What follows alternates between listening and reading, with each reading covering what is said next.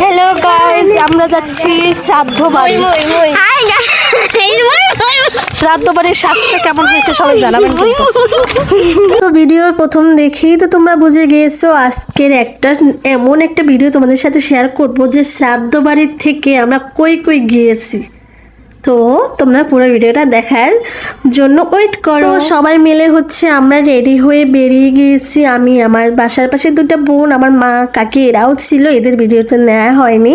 তো যেই হচ্ছে আমরা এরকম বসে পড়েছি খাওয়ার জন্য। আর বাংলাদেশের শ্রাদ্ধ বাড়ির খাবার দাবার কি হয় তোমাদের সেটাই আজকে দেখাবো। তো প্রথমে সাদা ভাত দিয়ে দিল, এরপর এর সাথে কি দেয় দেখা যাক, চলো।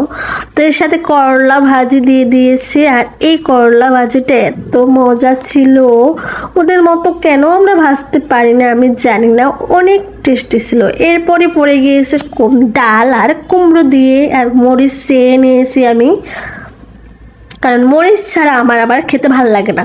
ডালটা দিয়ে খাওয়ার পর দিয়েছে আলুটা দিয়ে খাওয়ার পর দিয়েছে মাছ, এখানে মাছ খাওয়ার পর দিয়েছে এখন টক দিয়েছিল, টকটার ভিডিও করতে তোমাদের মনে নাই। এরপর দিয়েছে দই আর মিষ্টি, এটা খেয়ে আমরা তো পুরাই পেট লোড।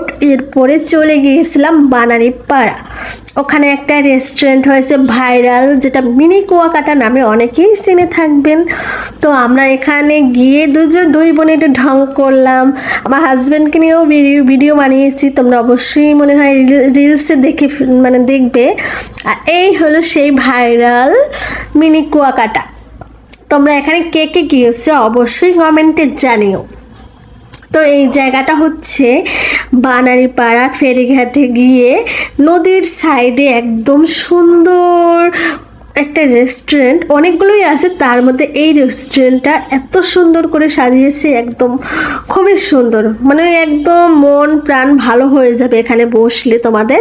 তো এখানে আমরা অনেকবারই গিয়েই খেয়েছি, এখানে এত ভিড় ছিল। আর আমরা যেহেতু শ্রাদ্ধ খেয়ে দাওয়াত খেয়ে তারপরে ওখানে গিয়েছি, তাই আমরা কিছু খাবার অর্ডার করিনি। মূলত আমার আমার হচ্ছে প্ল্যানই ছিল যে এখানে এসে আমি কিছু ভিডিও বানাবো, তারপর যে খাবার অর্ডার দেওয়া লাগে তো দিব, তো দেওয়া লাগে নাই। আমরা ভিডিও করেই আমরা এখান থেকে চলে গেলাম আমার ভাইয়ের বার্থডের জন্য কেক আনতে। আর এই যে আমরা এখন এখান থেকে একটা কেক কিনে নিলাম। আর এই জায়গায় কেকের মান মোটামুটি অতটা ভালো নয়, কিন্তু হচ্ছে দামটা একটু বেশি রাখছে আমার মনে হয় কেক অনুযায়ী আর কি। এই যে এখানকার কিন্তু একটাই দোকান খোলা ছিল, আর ঈদের টাইম ছিল, তো কি আর করার, দায় ঠেক্কা হইলেও নিতে হবে, যেহেতু আমার ভাইয়ের জন্মদিন ছিল। তাই হচ্ছে আমরা ভাবছি এটা ছোটোখাটো সারপ্রাইজ দিব কেক কিনে। আর মুরগি টুরগিও কিনেছি, তো ওগুলো রান্না করে নিয়েছি। আর এই যে এখন আমরা বাসায় এসে রাতে আমার ভাই, তারপর ছোটো ভাইরা, পাশের বাসা বোনেরা সবাই মিলে হচ্ছে কেক কাটা হচ্ছিল এখানে। আর আমি একটু ভিডিও করছিলাম, আর আমাকে এই ভিডিও করা নিয়ে পচাচ্ছিল আমার ভাই, তাকাইয়া বসছে যে আমি কেন ভিডিও বানাচ্ছি।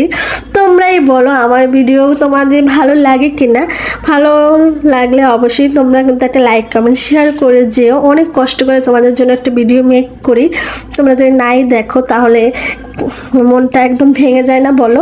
তো তোমাদের যদি ভিডিওটা ভালো লাগে অবশ্যই লাইক কমেন্টে শেয়ার করে আমার পাশে থাকবে। আর এই যে এখন আমার ছেলেকে নিয়ে আমার ভাই কেক কাটছিল, আর এদিকে কেক কেটে নিজের কেক নিজেই খাচ্ছিল। তো যাই হোক, ভালো থাকো সবাই, টাটা।